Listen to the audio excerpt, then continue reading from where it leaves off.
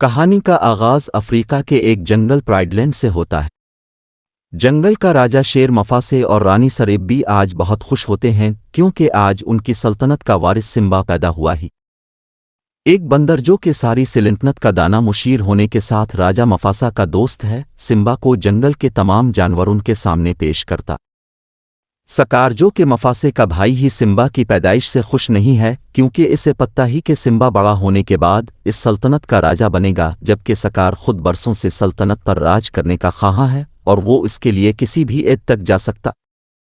Simba और इसका बाप मफासा एक दिन सैर के लिए निकलते हैं और मफासा सिम्बा को बताता है कि बड़े होने के बाद ये इस सारी सल्तनत पर तुम राज करोगे, लेकिन वो इसे हाथियों के कब्रिस्तान में जाने से मना करता है।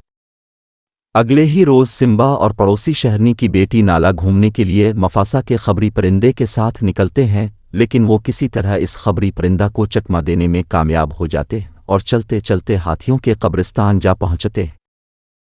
उनको देखते ही खूंखार लड़बग्गी जो कि इस सुनसान जगह में रहते हैं, सिम्बा और नाला पर हमले के लिए तैयार हो जाते हैं, लेकिन खुशकिस्मती से मफासा को सिम्बा और नाला के इस कदम की खबर सही वक्त पर हो जाती है और इससे पहले कि वो खूंखार जानवर उन बच्चों को नुकसान पहुंचाते मफासा वहां पहुंच उन्हें बचा लेता है।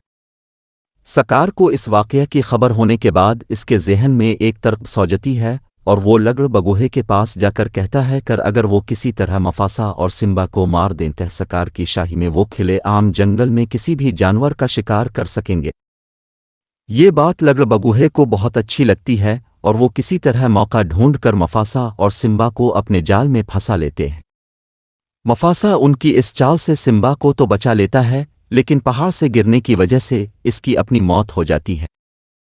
सिम्बा जब अपने बाप की लाश के पास बैठा होता है तो सकार मौका का फायदा उठाकर सिम्बा को भी मरवाने की कोशिश करता है, लेकिन सिम्बा वहां से किसी तरह भाग निकलता है और सकार और उसके साथी समझते हैं कि सिम्बा भी पहाड़ से गिरकर मर गया होगा।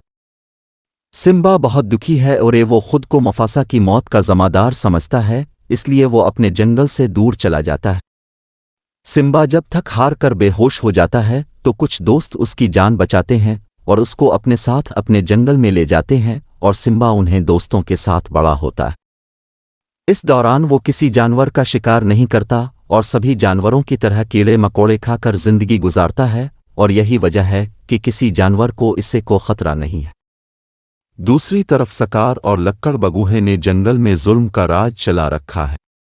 बेशुमार जानवरों का शिकार कर रहे हैं।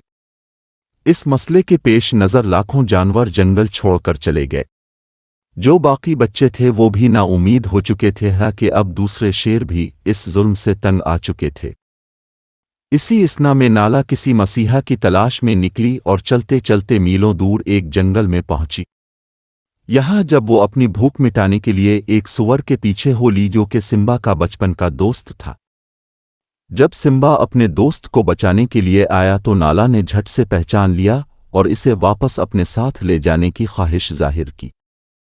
पहले तो सिम्बा ने जाने से साफ इनकार किया, लेकिन बाद इसके ख्याल में मफासा आया और इसे वापस जाने का जोश दिलाया, जिस पर सिम्बा वापस अपने घर जाने के लिए तैयार हो गया और अपने दोस्तों समेत अपने जंगल पहुंच गया। यहाँ हर तरफ लक्कड़ बगूहे का पहरा होने की वजह से सिम्बा और उसके दोस्तों को अपने तख्त तक पहुंचने के लिए एक चाल का सहारा लेना पड़ा। जब सिम्बा अपने घर पहुंचा तो सकार उसकी मां सरेब्बी के साथ जबरदस्ती कर रहा था। ये देखकर सिम्बा झट से सकार के सामने आ गया, लेकिन सकार ने फिर से वही चाल चलना चाही जो ने इस नून अपने भाई मफासा को मारने के लिए चली थी। सिम्बा जब पहाड़ से गिरने वाला था तो सकार ने सिम्बा को बेबस जानकर बताया कि इसने इसके बाप को भी इसी तरह मारा था और अब वो इसी तरह इसे भी खत्म करेगा।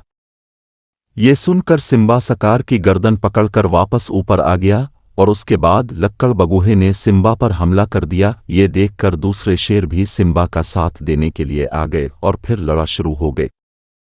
सिम्बा नौजवान ताकतवर शेर था, उसने सकार को खूब मजा चखाया। इसके बाद सकार भागकर दूसरी चट्टान पर चढ़ गया, लेकिन सिम्बा ने इसका पीछा न छोड़ा। दूसरी चट्टान पर पहुंचकर जब सकार ने अपने आप को बेबस पाया तो वो सिम्बा से मुआफ़ी मांगने लगा। सिम्बा ने इसे कहा कि उसे ये जंगल छोड़कर जाना होगा। इस बातचीत के दौरान सकार ने लक्कड़ बगूहे को बेवकूफ़ के कर तमाम किए का किस्वरवार ठहरा दिया, जिस पर लक्कड़ बगी भड़क गए और सकार को मारने का फैसला किया। अभी ये बातचीत चल ही रही थी कि सकार ने दोबारा सिम्बा पर हमला कर दिया, लेकिन इस बार सिम्बा ने सकार को पहाड़ से नीचे फेंक दिया। जे लक्कड़ बगी सकार की ताक में बैठे थे और गिरते ही सकार को मार डाला। इसके बाद जंगल का एक मंजर दिखाया जाता है जो कि फिर से हरा भरा हो जाता है और वो तमाम जानवर जो जंगल छोड़कर चले गए थे वापस अपने घरों को आते हैं। अगर आपको हमारी ये वीडियो पसंद आए और आप मज़ीद ऐसी दिलचस्प कार्टून मूवीज़ के बारे में जानना चाहें तो हमारे चैनल को लाइक और सब्सक्राइब करना ना भूलें।